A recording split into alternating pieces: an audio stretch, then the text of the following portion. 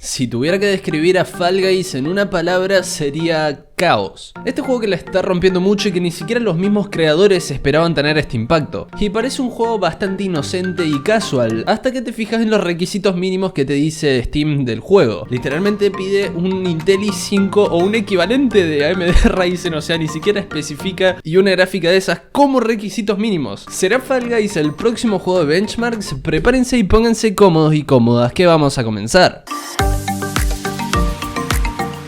Creo que ya ni hace falta que explique qué es Fall Guys, o sea, está por todo YouTube y por alguna razón este juego estalló, era inesperado para todos. Este juego está disponible para bastantes plataformas y se ve un juego bastante simple y casual. Es por eso que hoy, antes de comprarlo, me fijé en cuáles eran los requisitos mínimos para este juego y más o menos para tener una idea.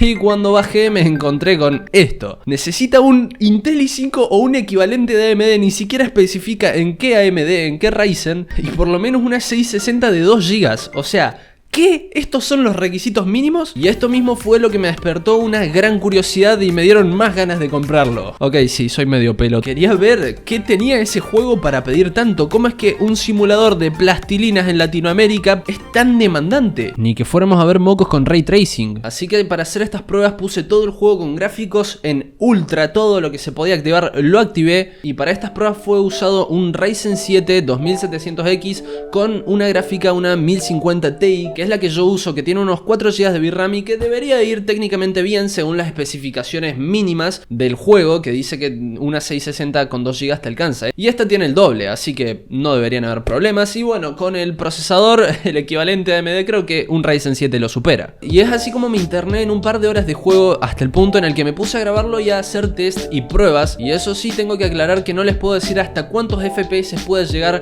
porque el juego viene limitado a 60, no te deja una opción para sacarle el límite. Si alguien sabe cómo sacarle ese límite, déjenmelo en los comentarios, pero yo no pude sacarlo de 60, así que lo vamos a ver así. Y como pueden ver, siempre me fue a 60 estables, nunca bajó, o a lo sumo bajó uno que otro FPS, pero en realidad no hubo una diferencia. Por lo tanto, este hardware se la bancó. Pero eso no es lo que interesa, porque era esperable, o sea, yo cumplía y superaba los requisitos mínimos que pedía este juego. Lo que importa es, ¿realmente esos requisitos que piden como mínimos son realmente los que necesita este juego para funcionar, o simplemente los pusieron de relleno como así para que no tuvieran problemas? Para esto vamos a fijarnos en cuáles fueron los consumos. En mi caso, no tengan en cuenta el consumo de memoria RAM, porque yo estaba grabando con OBS al mismo tiempo y tenía un montón de cosas ejecutadas al mismo tiempo que me consumía RAM. Entonces de ese lado no lo tengan tanto en cuenta, sino más bien fíjense, por ejemplo, qué porcentaje de uso tiene la GPU, la tarjeta gráfica, y qué porcentaje de uso tiene el procesador. Si se fijan, el procesador casi ni se inmuta, y es que sí, es un Ryzen 7 con 8 núcleos, una banda de núcleos, y no lo iba a tocar, pero literalmente casi ni se inmuta, o sea, está al 20% y con todo grabando. Normalmente si yo no grabo está entre un 7 y un 10%. Por lo tanto, este no es un juego que demande de núcleos y que demande de una gran capacidad de tareas. ¿Y esto qué significa? Que no hace falta tener un procesador tan potente como un Ryzen 5 para correrlo. Yo creo que con un Ryzen 3 vas a ir bastante bien, porque no es un juego que demande CPU. Si se fijan, pide un Intel i5 y no especifica la generación ni el tipo de i5, pero por lo general los i5 suelen tener unos 4 núcleos, y el procesador del lado de Ryzen que trae esa cantidad de núcleos puede ser tranquilamente un Ryzen 3. Pero mi sorpresa vino con la GPU. Si se acuerdan bien, en las especificaciones que pedía una 660 de 2 GB, y yo teniendo una 1050 de 4 GB, literalmente el doble, estaba entre un 70 y 80% de uso de la GPU. O sea que sí es un juego que demanda GPU. Por lo tanto, si tenemos una gráfica que sea como la que piden estos requisitos,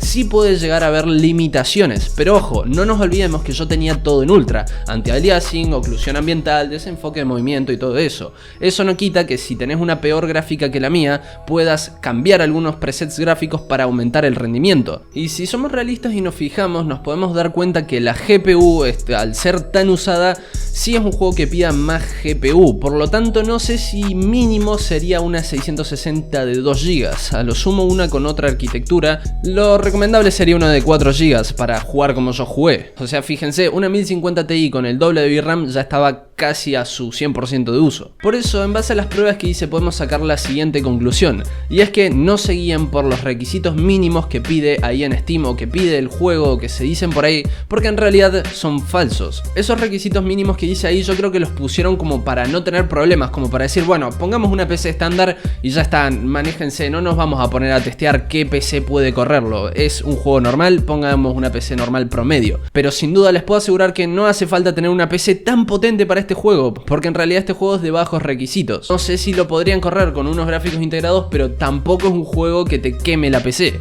Así que bueno, yo me asusté, la verdad, creí que no me iba a funcionar bien el juego después de haber leído esos requisitos mínimos, pero después de hacer las pruebas me saqué todas las dudas. Así que bueno, saquen sus propias conclusiones y nos revimos.